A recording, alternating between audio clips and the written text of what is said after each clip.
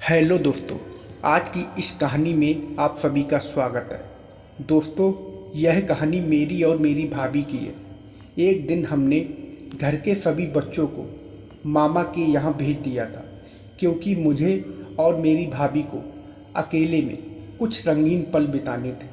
उसी दिन ऐसे ही हम दोनों बातें कर रहे थे, तब भाभी जी ने अपना काम ख़त्म करके कहा, चलो कमरे में चलते हैं। फिर हम दोनों उनके कमरे में आ गए और आगे तो आप समझ ही सकते हैं, यह मैं आपको डिटेल में बताऊंगा। तो चलिए शुरू करते हैं। दोस्तों, मेरा नाम विशाल है, मेरी उम्र 25 साल है और मेरी हाइट 5 फुट 8 इंच है। यह कहानी मेरे और मेरी मकान मालकिन के बीच की है। मैं अपने एक दोस्त के साथ कानपुर में किराए के मकान में रहता हूँ। मेरे मकान मालिक की फैमिली में उनके 2 छोटे बच्चे हैं। वह दोनों स्कूल जाते हैं। घर पर उनकी वाइफ अकेली ही रहती हैं। मकान मालिक का खुद का कारोबार है, उसमें ज़्यादातर टूर का ही काम रहता है। हमने ऊपर वाला रूम किराए पर लिया है और उसका रास्ता अंदर और बाहर दोनों तरफ से है। एक दिन मकान मालिक ने हम दोनों से कहा, मैं 10 दिन के लिए टूर पर जा रहा हूँ। आपकी भाभी जी को किसी भी चीज़ की ज़रूरत हो तो प्लीज़ लाकर दे देना। तो हम दोनों ने हामी भर दी। मेरा दोस्त बोला, ठीक है भैया, आप आराम से जाओ, किसी बात की चिंता मत करना, हम दोनों हैं, सब देख लेंगे। अब मैं आपको मकान मालकिन के बारे में बताता हूँ। उनका नाम कविता है और उनकी उम्र 32 साल होगी। भैया के जाने के 5 दिन बाद भाभी जी को मार्केट जाना था। उस दिन मैं घर पर था और दोस्त ड्यूटी पर गया हुआ था। तब भाभी जी ने मुझसे कहा, विशाल, आप मेरे साथ मार्केट चल सकते हो क्या? मैंने कहा, हाँ क्यों नहीं भाभी जी। हम दोनों बाइक लेकर कानपुर के माल रोड साइड में जा रहे थे। वहाँ पर भीड़ के कारण मुझे बार बार बाइक के ब्रेक लगाने पड़ रहे थे। ऐसे ही ब्रेक लगाते हुए मैं भाभी के साथ मार्केट में पहुंच गया। ब्रेक लगाने के दौरान तो बहुत ही अच्छा मज़ा आ रहा था।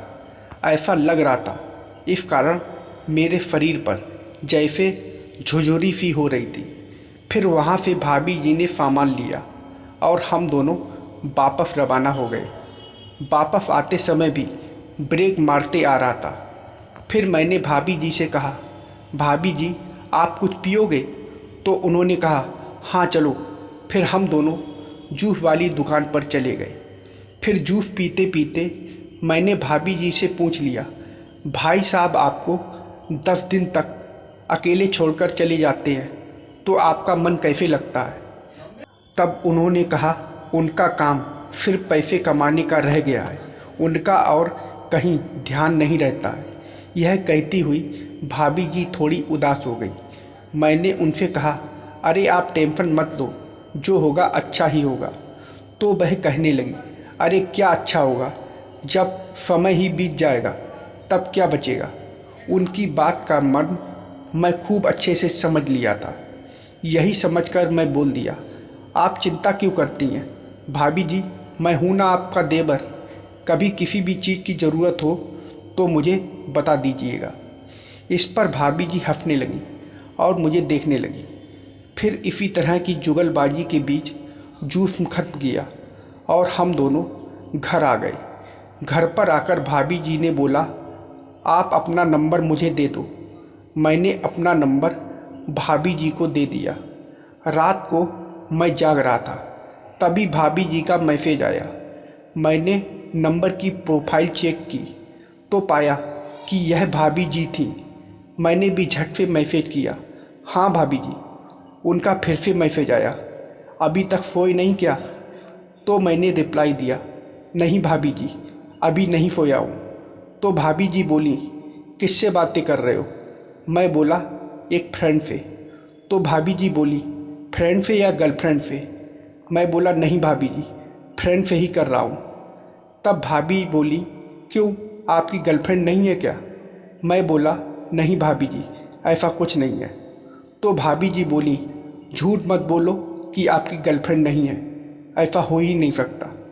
तो मैं बोला, अरे भाभी जी विश्वास कीजिए, मुझे अभी तक वैसी कोई मिली ही नहीं जैसी मुझे चाहिए। तो भाभी जी बोली, अच्छा कैसी चाहिए? तो मैंने लिख दिया कि आपकी जैसी। तो भाभी जी बोली, आप मजाक अच्छा करते हो। मैं बोला, नहीं भाभी जी, मैं मजाक नहीं कर रहा हूँ, सच कह रहा हूँ भाभी जी। तो भाभी जी ने कहा, अच्छा आपको मेरी जैसी चाहिए, मतलब आपको मैं पसंद हूँ? मैंने तुरंत लिख दिया हाँ। तब भाभी जी बोली, ठीक है, अभी उनका कॉल आ रहा है, मैं बाद में बात करती हूँ।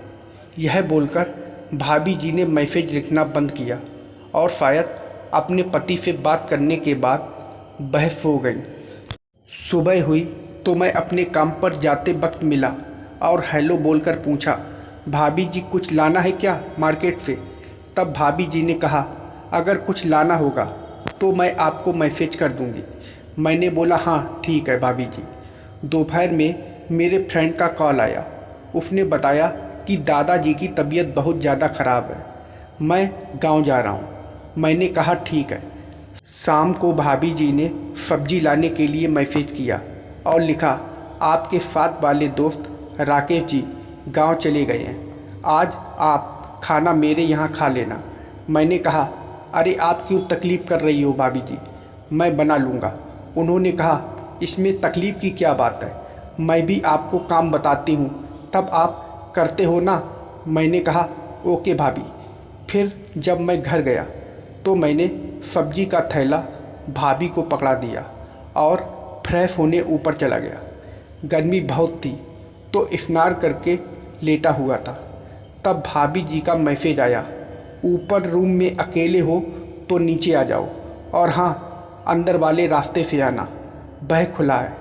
मैं अंदर वाले रास्ते से नीचे चला गया।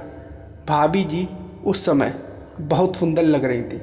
मैंने नीचे जाकर पूछा, बच्चे कहाँ गए? तो उन्होंने बताया, दोनों बच्चे उनके मामा के घर गए हैं, क्योंकि कल संडे है इसलिए वे जाने की कह रहे थे। फिर हम दोनों बातें करने लगे।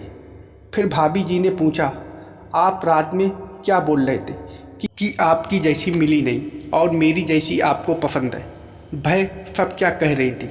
तो मैंने कहा, हाँ आपकी जैसी ही मुझे पसंद आने वाली है, काश आप मिल जाती तो मैं तो आपको छोड़कर कभी कहीं नहीं जाता, हमेशा आपके साथ ही रहता। तो भाभी जी ने बोला, हाँ उस दिन मार्केट ले गए थे तो क्या इसलिए बार बार ब्रेक मार रहे थे? अब मैं हंसने लगा और भाभी जी भी हंसने लगी।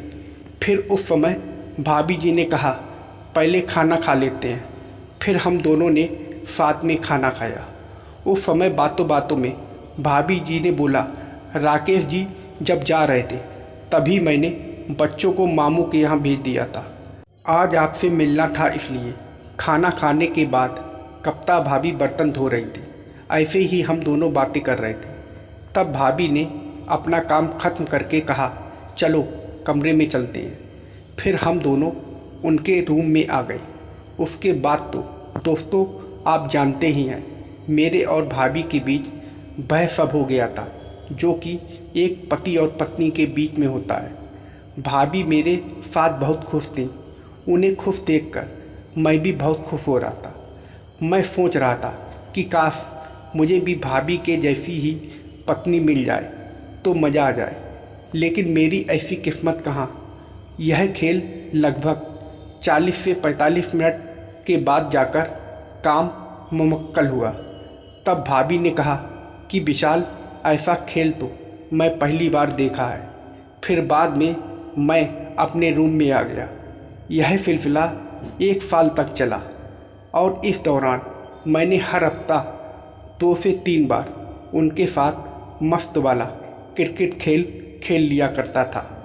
फिर मैंने रूम चेंज कर लिया, लेकिन आज भी उन्हें याद करके मेरा तन बदन सुन्न हो जाता है। तो दोस्तों, आप लोगों को यह कहानी कैसी लगी कमेंट करके ज़रूर बताइएगा, और वीडियो को लाइक और सब्सक्राइब करना मत भूलिएगा। वीडियो को पूरा देखने के लिए आप लोगों का बहुत बहुत धन्यवाद।